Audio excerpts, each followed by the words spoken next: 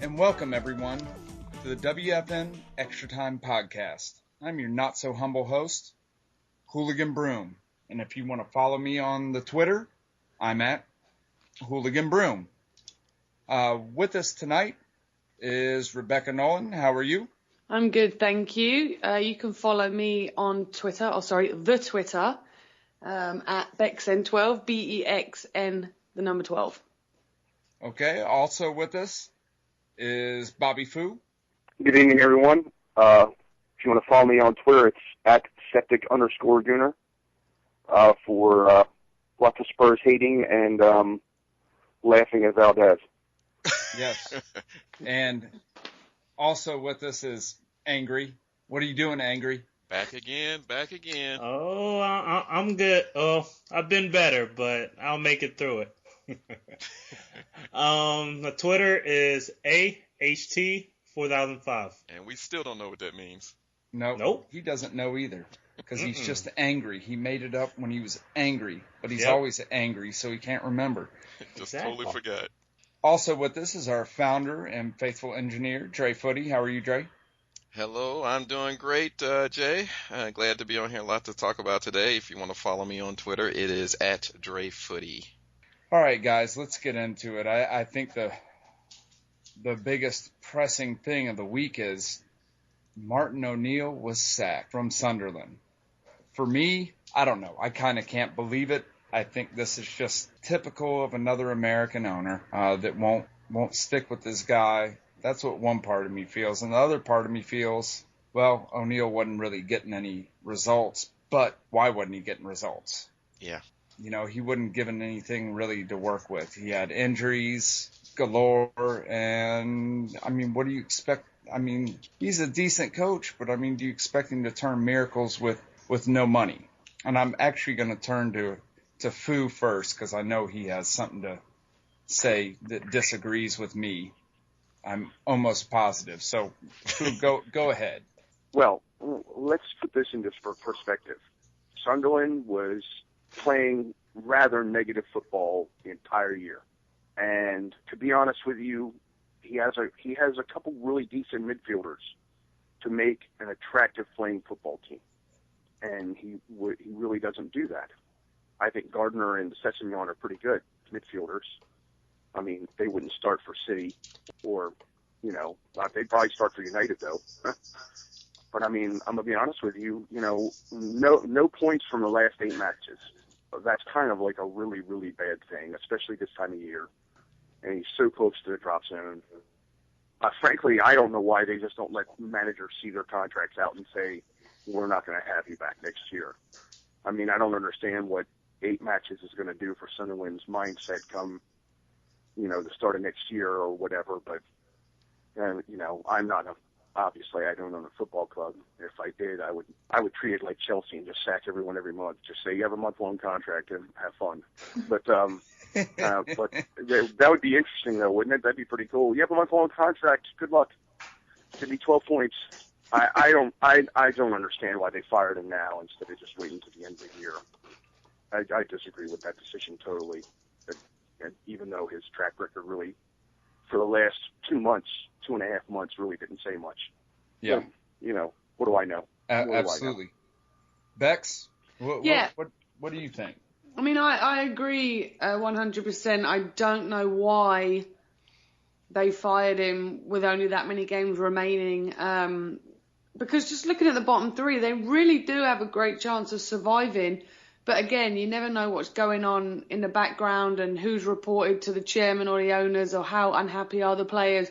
Are they not responding to the manager? Did something desperately need to be done? But I like Martin O'Neill. I mean, he was very successful at Villa. But, you know, like you said before, he was playing negative football. It was very average, but it's a shame because whoever Dicanio is is such a backwards hire. Yeah. Angry. What are your thoughts here? I think they did it because they needed, I guess, to freshen up their team. I mean, it looked like they were going absolutely nowhere, and you know, with no hopes in sight, that they were just looking lost.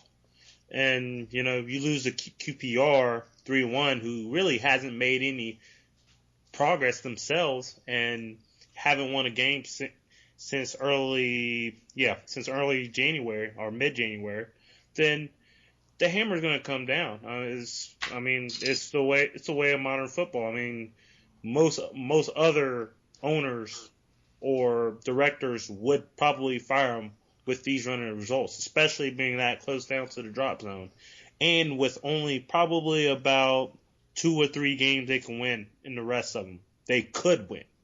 Now, Are they going to win? We don't know. I mean, we've seen their performances so far, so I guess me personally, I don't like the Dicanio hire, but I'm guessing it's more just to energize the whole team. So I don't know. I think I would have left him be. I hear what you're saying, Angry, but I think I just would have left him be. Yeah. I understand where you guys coming from, but it looked like it was going absolutely nowhere. That's my only problem. I think there's a reason for that, though. I don't think it'll go anywhere now. I mean, you know. But you want to kind of have you kind of want to say, all right, we're bringing in a new manager, so maybe everybody can have a good breath of fresh air and go on with their business. Okay. I think we keep having the same conversation over and over again. We had this a couple of weeks ago with Reading's manager McDermott, and the timing of the sacking. The biggest problem with the modern football club owner in England is not understanding how to run a club. I think Ellis Short is just one of these guys. The handling of O'Neill's tenure as a whole has been bad from the start, in my view. There's a lot of talk that, the final straw was not the loss to United by 1 goal, but a long intellectual battle that was going on between these two guys. And if this is true, it makes me wonder about a number of things here. Why did Short hire O'Neill in the first place? If a manager fails for an owner, the blame needs to be shared by the person that brought him on, which in this case was Ellis Short, and also the manager himself for what went on between the two over the period of time. But what does this say about Short's ability to judge the effectiveness of a manager? If he made a bad mistake with O'Neill's hire, who's to say he'll suddenly have better knowledge with the hiring of Dicanio? I mean, if the reason is, too, that, hey, they're getting close to the relegation battle, I need to change things around and, as Sherrard said, re-energize and make something happen, then he goes and appoints a man who has never managed in the Premiership. And so without that, it seems like it's more of an emotional decision as opposed to a football decision. So the other thing that I wonder about with this whole situation is the performance of the team on the field. Okay, we've talked about the injuries that they've had. Everybody wants to say, oh, they spent a lot of money and all this other stuff. But, a lot of the people that he bought in are not playing right now. And so you have this going on. You have this battle between the owner and the manager. What's that do to the psyche of a player? And I'm sure Sherrard could speak to that, being a former professional, and Rebecca as well, being a former professionals. But you got to think that if the players know that O'Neill is not going to be there, what kind of effort are they going to put in? And you might see a change now because they might be playing for their places, but what does that say about, them in the meantime? They should have been playing for the fans. They should have been playing for the team, for the club. So I just, do I think Dicanio is going to save Sunderland? Yeah, but I think O'Neill could have done it too. But I seriously think that O'Neill, was treated wrong in this case. And I just don't think – I think the timing and everything gives me a real bad feeling about this whole situation. Okay, so I got that off my chest. Go ahead. Well, let me chime in real quick. I can't really compare professional women's soccer to the English Premier League because, one, the money is obviously nowhere near. Neither is the fan support, the diehard fans that chant your name week in, week out. They plan their weekends around these games. The women's professional game is very different. I agree with you in the sense that with the wages they're on, with the amount of fans they have week in, week out, you know, for the love of the game, they should be able to 100% or 110% put everything in to leave it all on the field and get those 3 points or gut out that point or those 3 points that they need. But it does. It just looks like they're going through the motions. When we had a manager change at the Atlanta Beat, it was going through the motions. But then when the new guy came in, it was oh, hold on a minute. We are fighting for our spots. We did get absolutely beasted for a week to get us a little bit fitter or to break us down a little bit more mentally so he could build us back up again the way he wanted to with his philosophy. But which is probably what Dicanio is going to do with the Sunderland players. But you know, it's the men's and the women's game is just very different. Yeah, it's just it will be interesting to see what they do, but I don't understand the Dicanio hire at this time. If the reason is to save the club from relegation, because I mean, if you're going to fire somebody like O'Neill, it'd be different if let's say if Mourinho was going to be coming in to replace some of these last few games, but it's Dicanio. And it doesn't compute for me. Maybe I hope it works out for him, but I just don't know. I think of all the managers they could have hired, I mean, I know there's got to be a couple managers out there with Premier League experience. Right. I don't think Dicanio's ready for Premier League. No way. No, I agree. I mean, I'm gonna be honest with you. I mean, it's like Newcastle hiring Alan Shearer, which I couldn't understand either. I get the feeling the fans feel towards Dicanio the way the Sunderland fans feel towards Dicanio is the way that the Chelsea fans felt towards Benitez. You know, they're already not on his side. I don't know. There's quite a few. I've been reading some Twitter stuff, and there's quite a few supporters that don't mind the hire. I think he's going to be attacking a little heavily on the right, though, for Premier League stuff. But that was a right-wing joke, by the way, folks. I caught it. I was going to take task with you there, but yeah. Even our program director, who's not with us, Kurt Hunt. Well, he's alive, but he's not on the show. But yeah, they're hopeful. I think that there's a certain desperation that are looking at Dicanio as, well, we got to do something. And so they're saying, okay, he's tough, he's brash, he's, got this personality. He's going to shake these guys up and they're just going to go on this tear. And I think it's more of a wing and a prayer than common sense. And I understand the frustration and the hope they have in this guy. But even if he saves them this year, do they really think that this is the guy to take the team forward? No. I just don't understand the actions of hiring him at this point. So I don't know. We'll see. It's obvious Swindon Town didn't think so, and that's after he took him up last year. Right. So, there has to be, well, we all know there's a screw loose somewhere, and he was never one to be a conventional player or a person outside the game. Yeah. I think he's just going to have a hard time, controlling his comments or his feelings at that time. I mean, like you said, when he was a player, he was, his temper would get the better of him at times. So I think, and he's already said a couple of things when he was at Swindon to upset players and whatnot. And they were saying on TalkSport actually yesterday, it's going to be 10 times more under the radar if he makes comments in the Premiership compared to where he's just come from. So I don't know if times do get tough, even if they don't get the results they need now and something drastic happens to where they do get relegated, which I don't think they will.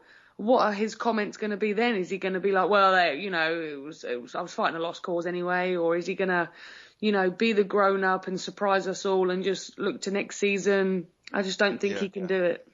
I think it's the former on that. I don't think he'll be a grown up. Mm-hmm. I could see him more just getting in a fight with his team. I mean, his players than anything. Because he's already done it before with Swindon Town. So I mean, I don't really see where he got this hire from. I don't know if there was anybody else that they could have picked from it, but hey, I mean, good luck to them. They have Chelsea on the weekend, so. Let's see how that goes. Yeah. Harry Redknapp. Well, I mean, he has experience. you know. But I don't know, guys. We'll have to, maybe he'll prove us wrong. Maybe he'll pull gold out of his hat. I don't know. So let's go on to the next topic. Right now, we'll have to wait and see what happens with Sunderland. But over the weekend, we had some results, both in FA Cup as well as in the league.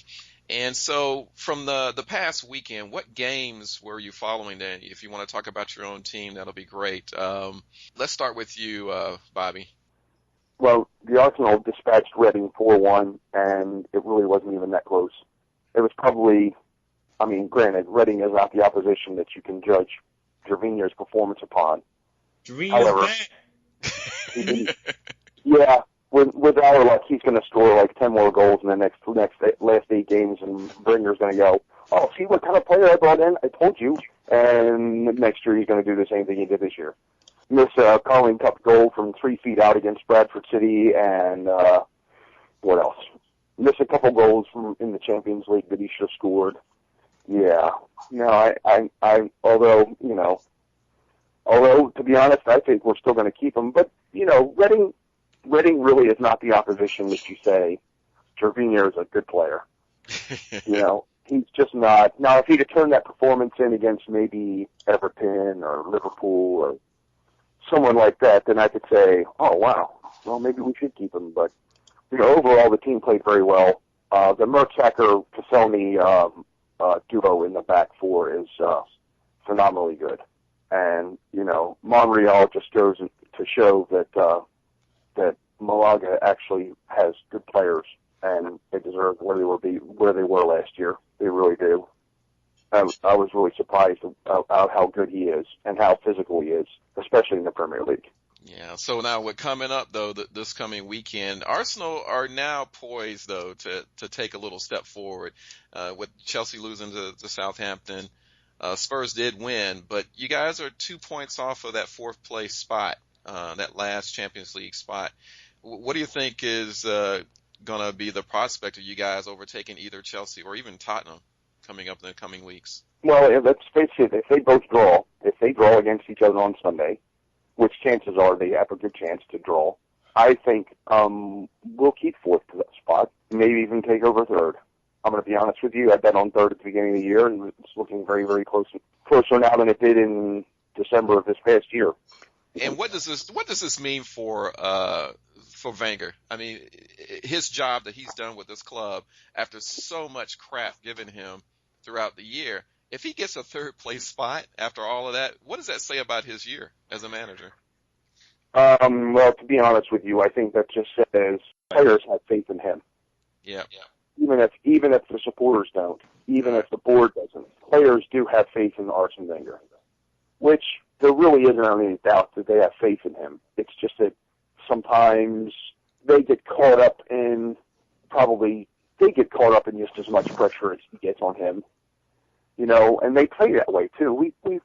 Arsenal has choked so much this year, and last year too. Last year we had a match where we lost to frickin' Blackburn, for crying out loud, who looked never like they were going to stay up in First Division. So who knows?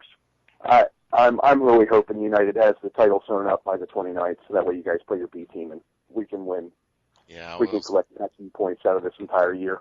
I was hoping for their B team against Sunderland so they could perform against Chelsea, but that I'll get into that a little bit later. We do have a hooligan back on the line here, and so we finished talking about Dicanio. And we're getting into this past weekend's matches. Anyone that you want to talk about, Hooligan? And I'll hand the program back to you, by the way.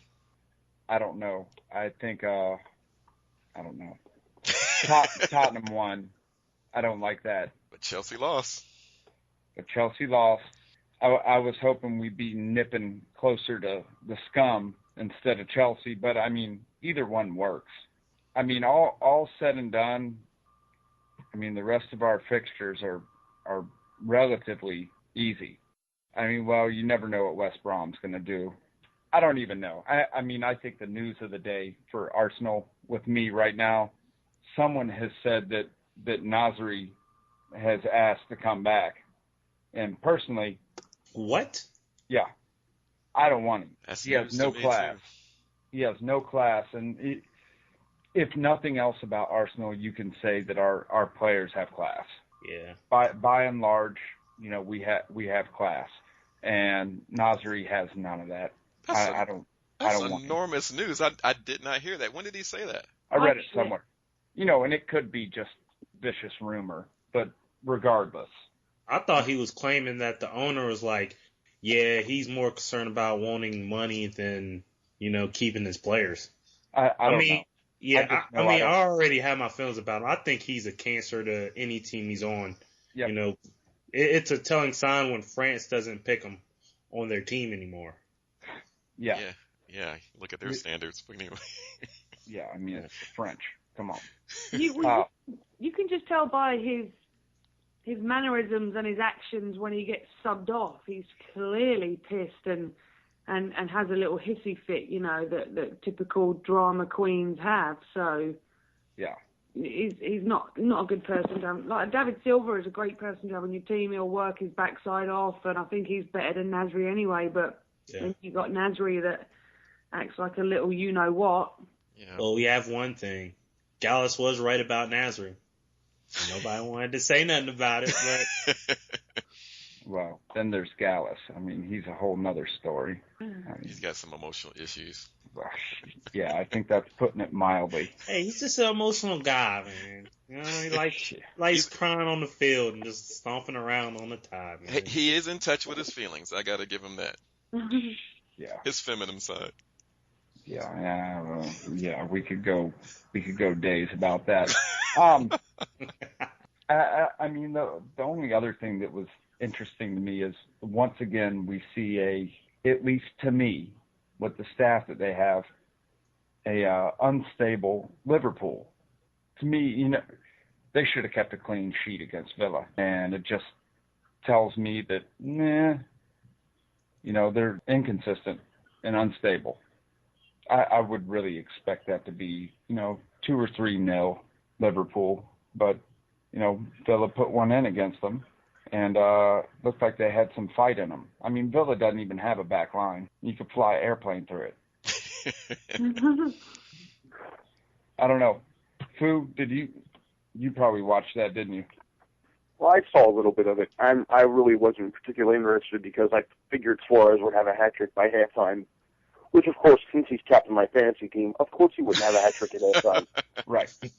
But I mean, I think, I'm going to be honest with you, Villa are holding on with both hands, and everybody is real high and mighty on this Christian Benteke kid, which he is a fair player. I cannot argue. He is very strong, and he's got pace, and he's got a decent foot on him. But, when you're the best team and when you're the best player on one of the bottom 3 teams, it really doesn't say much. I've said it before, folks. Everybody wanted Christopher Samba for central defender, and nobody bought him. And now he's a QPR and he's going down. That ought to tell you something. If you're the best defender on Blackburn, what does that tell you? You're still not that good. Scott Parker doesn't play very often for Spurs anymore because he was the best player on West Ham, and just because you're the best player on West Ham doesn't mean you're very good at all. So, I'm sorry. That's just the way it goes. Liverpool will be lucky to make Europa League. They'll be lucky to hold on to Suarez, especially with the comments he's been making. I don't care what kind of interpretation you use. I want to play Champions League football I want to play Champions League football in any effing language on the planet. They'll be lucky to keep, hell, they got 3 old players on their team now anyway. Carragher. Maybe Arsenal will buy Horsehead. Do you really want him there? I don't know. Let's face it. If Suarez were to say, I want to go play at Arsenal, I would say, sign him up, please. Yeah. Yeah, he's quiet. I really don't care. I really don't care. He's a real striker. Yeah. He's like, a lot of people don't know about Francesco Totti and how devious he is as a player, mostly because he's played for Roma his entire life. Yeah. And they don't get any press. He spit on a player before. Yep. I know. That's what I'm saying. He's a very devious player. But what does he do? He scores freaking goals. Left, right, and center. All is forgiven. That's just the way it goes. That's what you want a striker to do. Frankly, would I really want so-and-so, the axe murderer living next door to me in my neighborhood? No, but if I were to be in a fight in a dark alley, I'd want him on my side. Right. That's just the way it is. That's a good illustration. Exactly. So, Rebecca, with Warnock gone. Yes. Praise wow. Allah. Yeah, why couldn't you sign Dicanio? Yeah, why didn't you guys get him? No, we don't want Dicanio, but we'll take Suarez. Yeah, right. But we'll probably sell him to Norwich anyway. Yeah, there you if go. we had Suarez. Yeah. So what's going to go on with Leeds? Well, I mean, I think I don't want them to rush into hiring a new manager if it's not the right one. I mean, we spoke about Owen Coyle, and I think that would be a great hire for us. But if we just have a caretaker manager for the next couple of games until we figure out the right fit for the team, I'll be happy with that. But with 3 losses in a row, and only 5 points from relegation, we really got to turn it around. But if they do just bring in a temporary new manager to freshen things up and maybe change the system and get a response out of the players, maybe that'll help us. But as soon as we sold Becchio, our results just became very stagnant. I mean, we'd win 1, but draw 3, lose 3. Like, it's just not the results. We just can't keep selling the players. But get the right fit for the manager. Warnock is the right decision to go. Now we just got to hold on for dear life. But let's look to the future. Let's plan stuff. Let's look to the long term. Have a good plan, a realistic plan. Get us back in that bloody Premier League, and do not sell our best players when we bring them in. It's interesting. I was in preparing for the parts, and I was looking at the championship. Every single team in that division has something to play for. The bottom 14 teams mathematically can still be relegated if the results go against them, and that includes Leeds. Yeah, I know. Who just missed out on playoff, this past weekend when they lost. Yeah. Which got Warnock out the door. But the rest of the league is in line for the playoffs. Mm-hmm. So everybody from this point forward, it's going to be a scrap every which way you look at it. Yep. And so that's going to be entertaining to watch. Yeah. But I think Leeds are going to be safe. I mean, they're a handful of points down there, but there's a lot of competition for those relegation drop points. Yeah, there are. They have enough quality to stay out of that scrap, I think. I would agree with that. But looking at the championship, who's going to come up? Just off the top of your head, who's coming up? Well, obviously Cardiff, they're running away with it. And then second, third and fourth, Hull, probably Cardiff and Hull. And I'm just not a fan of Watford. I've got a really, my dad's best mate's a Watford fan, so we don't want Watford to go up. I wouldn't mind seeing Ian Holloway back up there with Crystal Palace, but they'd probably come straight back down next season anyway. Maybe Nottingham Forest. They haven't been in the Premier League since it became the Premier League, right? I mean, they haven't been in there in a while. Maybe it's good to have them back up in the top flight. Yeah, I mean, Crystal Palace is just horrid. I don't want to see them anywhere. Wish Bolton could make it back up. If it's not Leeds going up, then I always go for the underdog. And I think going down in the Prem, Reading's obviously going down.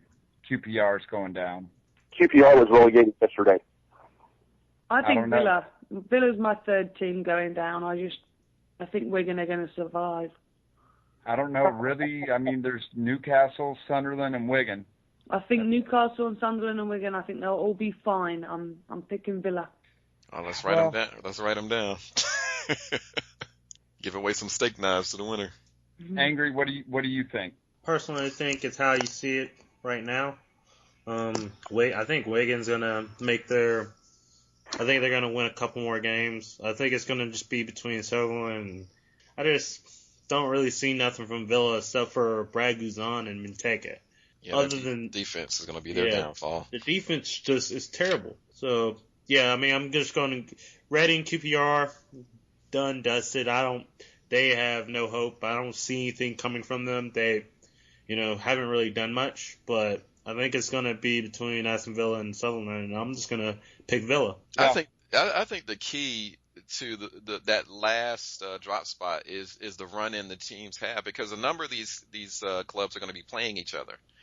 And before they dropped O'Neal, I actually was thinking, because of who's playing who and when, I thought Norwich City was going to be the real danger team that was going to battle it out with Aston Villa for that last drop spot. But now I think it's anybody's. I think Villa is, like everybody's said so far, I think they are the leaders, because the defense it's just too poor right now.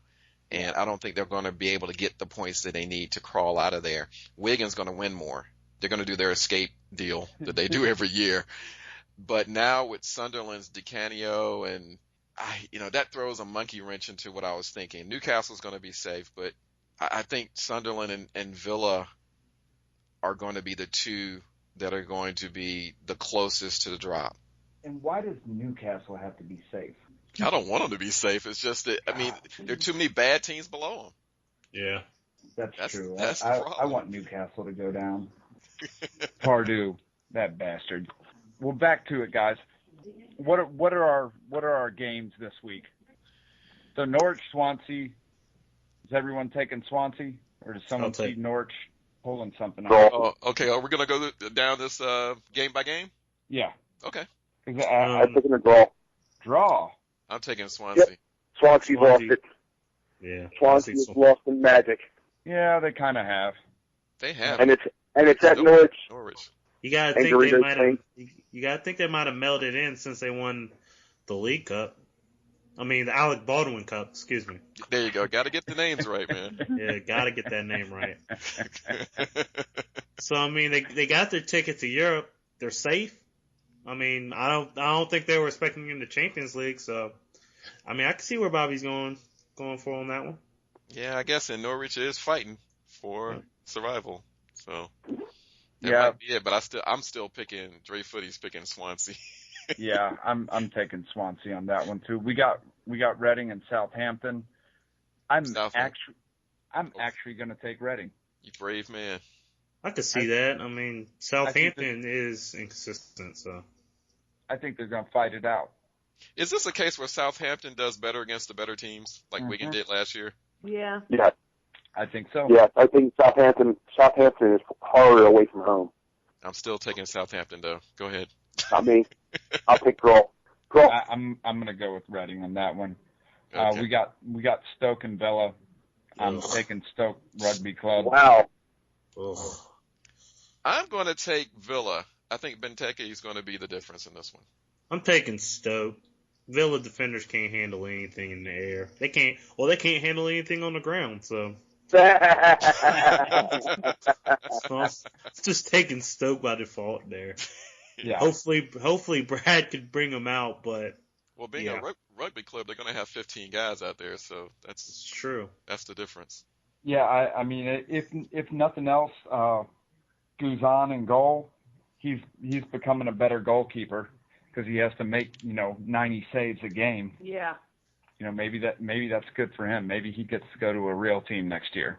And we got West Brom and Arsenal. I think that's going to be a scrap. Yeah. I think that's going to be a real fight. I'm going with West Brom on the minute. You know what? Now. I'm gonna call a draw on this one. I think that the intangible is Arsenal's away. Yeah. And they're lacking a little confidence. I don't know. West Brom's just so unpredictable. You don't know what you're going to get with them from week to week. But I think it's going to be a real fight. Seems like they get up for the big clubs also. Yeah. They do. And I think it's going to be a fight. All right, moving right along. Liverpool and West Ham. I'm actually going to take West Ham. I'm going to take Schizo Liverpool. Yeah. Where is it at? Is it at Anfield? It's at Anfield. I'm going with a happy household, therefore Liverpool. Okay. No, I'm going to take West Ham. I think Andy Carroll continues his scoring streak. Beats the team that loaned him out. I'm seeing someone flattening Suarez from West Ham. I see someone dropping him. Probably Nolan. Yeah. As long as he does the chicken dance afterwards, I'll be fine with that. That would be awesome. Then we got Spurs and Everton. Ooh, that's gonna be a great game. Yeah, that's gonna be a good one. I'm picking a draw on that one. 1-1. I'm taking Everton. I'm going to take Everton too, even though it's at White Hart Lane. This new keeper they have for Everton has really played really, really well. And I'm afraid of Everton right now. But there's no way in hell I could ask for the Spurs to ever have any points, ever. Not even for 10. Come on, you blue noses. Yep. I'm taking Everton. Then we got Chelsea and Sunderland. Sunderland doesn't have anybody that can score. Yeah, it's going to be tough because it's basically the same situation as last week for Chelsea, but it's at Stamford Bridge. Sutherland's not that good. How many games does Chelsea have this week? Well, they have the Europa game, then they have Sutherland, then they have the second leg. Sutherland game sandwiched in between those games. Right. So knowing Rafa, he's going to be thinking more about the cup right now, but I don't think Sutherland has that bite that Southampton did. So I'm just going to pick Chelsea 2-0 victory. Yeah, I guess I got to go with the Chobs too. As much as I hate to say that, I'd like to see Sunderland hold it down to a draw, but Chelsea has too much potential. Yeah, seeing Chelsea lose makes me smile though. Yeah. Their fans they want to blame somebody, and I just love it. Absolutely. Then we got Newcastle Fulham. Fulham's going to take points off Newcastle. Not away from home, they're not. I think they are. I don't think so. I see Newcastle bouncing back. I see Berbatov getting 2. I wouldn't mind seeing Berbatov score against Newcastle myself. He's the only former scummer I really don't care about. Well, I see a draw here. Ooh. Yes. I see a draw. I think Fulham, if they can jump on them first, I foresee that they can hang on for a draw. Fulham's away form is just absolute awful. Luckily for them, they're at Newcastle though. Well, true. I mean, Newcastle's not good at all, so they can be had. I think. Yep. This is what I'm thinking. I mean, QPR and Wigan, I think that's even though Wigan's away, I think Wigan stomps all over them. Yeah, well, yeah, I'm choosing Wigan. You got Christopher Samba as the best defender on your team, you know. Oh my gosh. It's gonna be tough for your team to win. So I'll choose Wigan. They're gonna make their climb steadily up to safety. I agree with that. Yep. I'm taking Wigan. Then Wigan Monday we got the derby. I'm actually not looking forward to this. City's gonna win. I think this is City's cup final for them, although they are still in the cup. But they really want to beat Manchester United, and United's form has been suspect at best. And with the lead that they have, I think the hunger is going to be on City's side as much as, I mean, when I first saw this game, I thought maybe a draw, but I think City might win this clearly.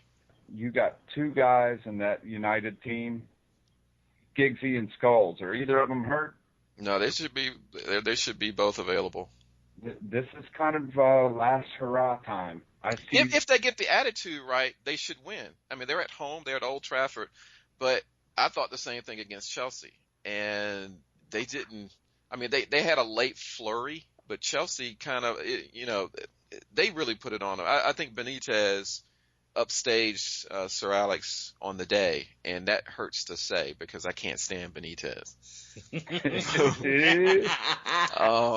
But I didn't, and quite frankly, going back to that game, when I look at the lineup that that's the thing that surprised me the most. Ferguson's lineup against Sunderland was top notch. Yeah. And I didn't understand that because that game cried to have Welbeck and Chicharito up front, save Rooney and Van Persie for Chelsea, and he didn't do that.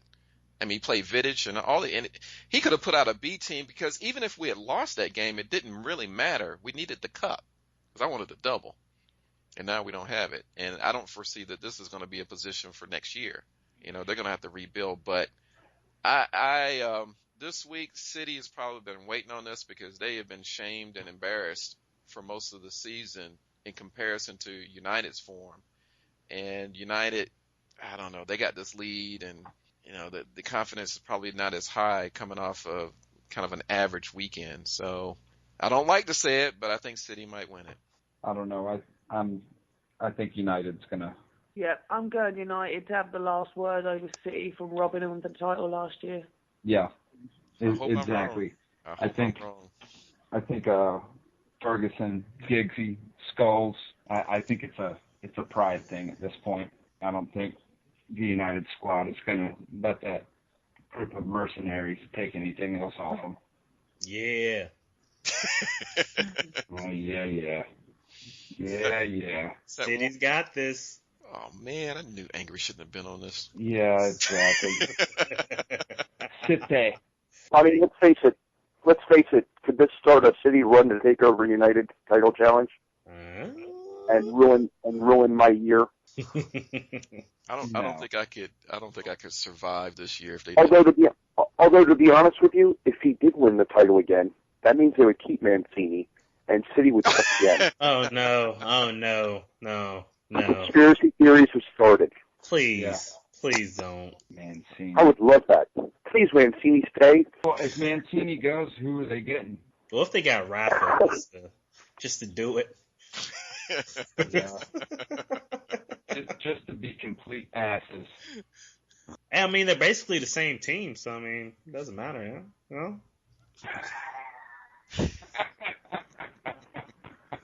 Yeah, I think Jose Mourinho goes to City next year. Ooh, wouldn't that be ugly? I can't see. Everybody talking about him going back to Chelsea. I still can't put my mind around that. And I can see him going to City though. I mean, he's going to want to go to a quality side, and that could be. Are you saying City's quality? Yeah, they got. I mean, for the players, yeah, dude. Yeah. Top to they bottom, got the players. You have lost your mind. Hey, look. Don't mistake the manager. A roster full of names does not make a side quality. No, but a good manager could take a lot of quality and turn them into a team. Yeah, I don't know. City will never rate in my book. Hey, ever. Okay. I mean that's like the scum rating. I don't know. They got a lot of pretty good players. I'm gonna be honest with you. Let me tell you something, man. I would take every player on that team if they happen to leave on a free, except for maybe James Milner. Hey. And I said that only because Bex is on the line. That's the reason why I said that. That's the reason why I said that. We had that discussion once before. Yeah, we'll take him at Leeds again. We'll be glad to welcome him back with open arms. There you go. Of course. Of course. I mean, I would take Yaya. I mean, there's some guys on that side I would take, but Kolarov, Lescott, Company, Aguero. I don't know. Aguero, Silva. I would take I don't know. and Aguero. Joe Hart. That I wouldn't take is Kolarov because all he could do is shoot. He can't do anything else. He has a wicked left foot, though. This is true. Well, all right, guys. Our question of the week comes from Ken Joseph O'Brien, a United fan. He asked, all right, a brethren. What was City's downfall this season? What do we think? Mancini, baby. I think it's just a host of things. Yaya leaving for the Cup of Nations, and just their overall away form. It just hasn't been as good as it's normally been. Really. Yeah, they had some key injuries. I mean, they lost Company for a large amount of games. Aguero was down for a bit, and I think there might have been some complacency for the team where they thought that they could just walk out and have things happen. I think that happened against Southampton. I mean, I give all credit to my West African Juju man, in that I put it on him. There you go. Just total willpower. Yeah. The main thing is though, Mancini's just he was partially a problem also throughout the year, in my opinion. I'm surprised at how combative he is with his own team, with his own players in the press. Yeah. And that can't rest too well with him. Yeah, go ahead, Rebecca. Yeah, I agree with you. Like the drama with the manager and the media, and calling out his players and Yeah. And then just, I think that on the player side of it, I think there are just too many Chiefs and not enough Indians. Yeah, and that's my exactly what you just said, Bex. That's my thing with teams full of mercenaries like that. You've got too many big egos on one squad, and they all want to, they can't share the limelight with anyone.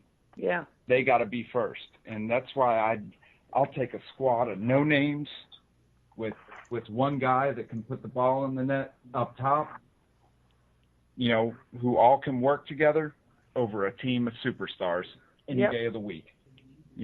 I'll take a well-oiled, functioning squad of no names over a squad of superstars any day of the week. I would agree. That's just me, though. I can't wait till Mourinho goes to City. That's all I'm going to say. It'll be interesting. That's all I'm going to say. It'll be interesting. Because he's going to get rid of some of those guys. Or they're going to have to fall. Or they're going to have to fall in line. Like a Nasri's going to have to fall in line. Nasri's gone. He's going to some Moroccan team. He's going to some backwater Moroccan team, or maybe he'll go to Egypt. Or he'll just go to PSG and get more money there. Yeah, I can see that happening. So, just anyone got anything else they want to bring up? Can't wait for the weekend. Yeah. Well, thank you everyone for joining us this week. Let's do it again next week, and everyone have a good weekend.